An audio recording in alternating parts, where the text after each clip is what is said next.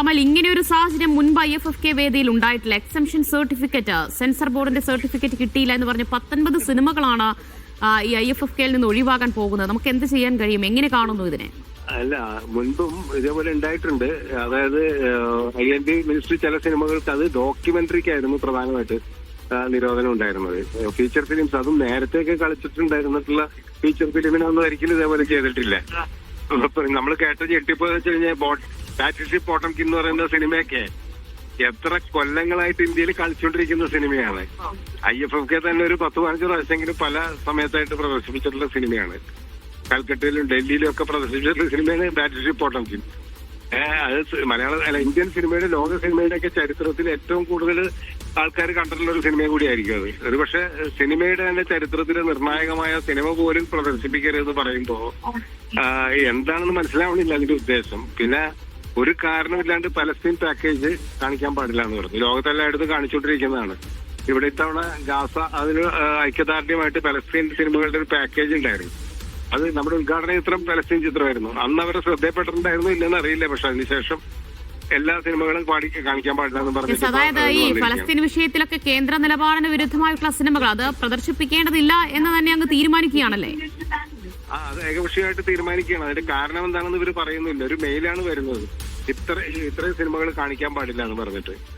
അപ്പൊ അത് അവര് അനുവദിക്കും എന്ന് വിചാരിച്ചിട്ട് വീണ്ടും മെയിലൊക്കെ അയച്ചു അക്കാഡമിയിൽ നിന്നാണ് ഞാൻ അറിഞ്ഞത്. പക്ഷെ ഇപ്പൊ ഫൈനലായിട്ട് നമുക്ക് കിട്ടുന്ന വിവരം അനുസരിച്ച് ഇതൊന്നും പ്രദർശിപ്പിക്കാൻ പാടില്ല എന്നാണ്. അതാണ് ഇപ്പോൾ അനുമതി നിശ്ചയിച്ചില്ല. 19 സിനിമകളും ഈ ഒരു ഗണത്തിൽ വരുന്നത് തന്നെയാണോ?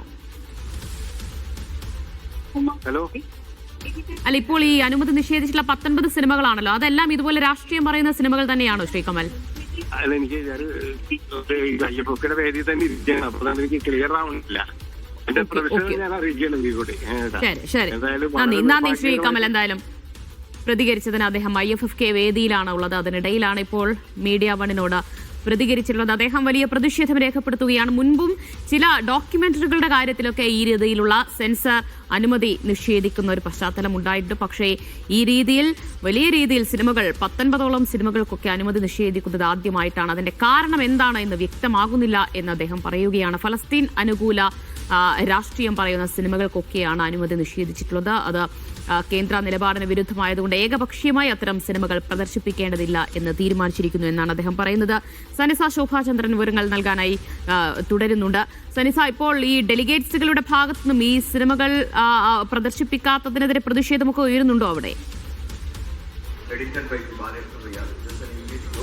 ഇന്നും ഇന്നലെയുമായിട്ട് 4 ചിത്രമാണ് ഇത്തരത്തിൽ പ്രദർശനാനുമതി നിഷേധിച്ചിരിക്കുന്നത്. ഡെലിഗേറ്റ്സ് ഒക്കെ അവരുടെ ഇത്തരം ചിത്രങ്ങളുടെ പ്രദർശനാനുമതി നിഷേധിച്ചത് അറിഞ്ഞു വരുന്നേ ഉള്ളൂ. എന്തായാലും ഇവിടെ അതിന്റെ ഒരു പ്രതിഷേധമൊക്കെ നടക്കാനുള്ള സാഹചര്യം നിലവിലുണ്ട്. ഇത്തരത്തിൽ ഈ പ്രാവശ്യത്തെ IFFKയുടെ ഒരു കീ പോയിന്റ് എന്ന് വെച്ചാൽ അത് ഗസയോടെയുള്ള ഐക്യദാർഢ്യമാണ്, ഫലസ്തീൻ ജനതയോടെയുള്ള ഐക്യദാർഢ്യമാണ്. അത്തരത്തിലാണ് ഈ തവണത്തെ IFFKയുടെ ആ ഒരു ഏറ്റവും കണ്ടന്റ് പറഞ്ഞു വെക്കുന്നത്. ആ ഒരു സാഹചര്യത്തിലാണ് ഇത്തരം ഫലസ്തീൻ ജനതയുടെ പോരാട്ടം അടക്കം പറയുന്ന 19ഓളം ചിത്രങ്ങൾ നിഷേധിച്ച ഒരു സാഹചര്യം ഉണ്ടാകുന്നത്. തീർച്ചയായും ഇവിടെ അതിനുള്ള പ്രതിഷേധം സംഘടിപ്പിക്കാനുള്ള എല്ലാ സാഹചര്യവും നിലവിലുണ്ട്.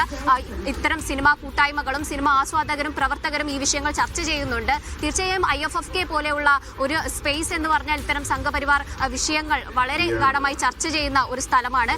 ഇവിടെ ഈ ഒരു സമയത്ത് 19 സിനിമകൾ, അതും ഫലസ്തീന്റെ രാഷ്ട്രീയം IFFK ചർച്ച ചെയ്യുന്ന, അതിന് ഇമ്പോർട്ടൻസ് കൊടുക്കുന്ന ഈ ഒരു സമയത്ത് 19 സിനിമകൾ ഇത്തരത്തിൽ പ്രദർശനാനുമതി നിഷേധിച്ചത് ഇവിടെ ഫലസ്തീൻ അനുകൂല രാഷ്ട്രീയം പറയുന്ന ഒരു സിനിമ പോലും IFFK വേദിയിൽ പ്രദർശിപ്പിക്കാൻ അവസരം കിട്ടിയില്ല ഇത്തവണ. എല്ലാത്തിനും അനുമതി നിഷേധിച്ചിരിക്കുകയാണോ?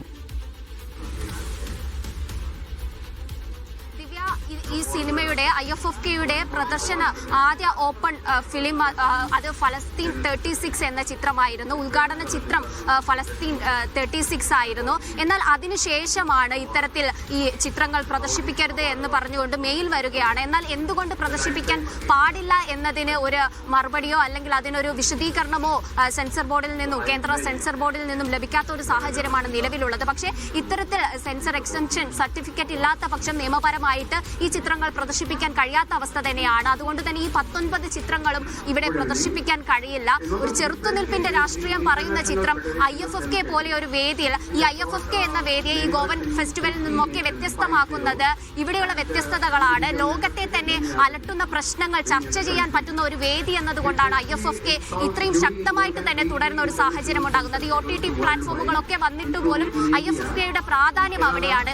ആ ഒരു സ്പേസിലേക്കാണ് ഇത്തരം ഒരു സംഘപരിവാർ അജണ്ട കടന്നു വന്നിരിക്കുന്നത്. 19 ചിത്രങ്ങൾ പ്രദർശനാനുമതി നിഷേധിച്ചിരിക്കുന്നത് എന്നതാണ് ഈ ഞെട്ടിപ്പിക്കുന്ന കാര്യം. ആദ്യമായിട്ടാണ് പണ്ട് ഒക്കെ ഡോക്യുമെന്ററികളൊക്കെ ചെറിയ രീതിയിൽ ഇത്തരത്തിൽ പ്രദർശനാനുമതി നിഷേധിച്ച സാഹചര്യം ഉണ്ടായിട്ടുണ്ട്.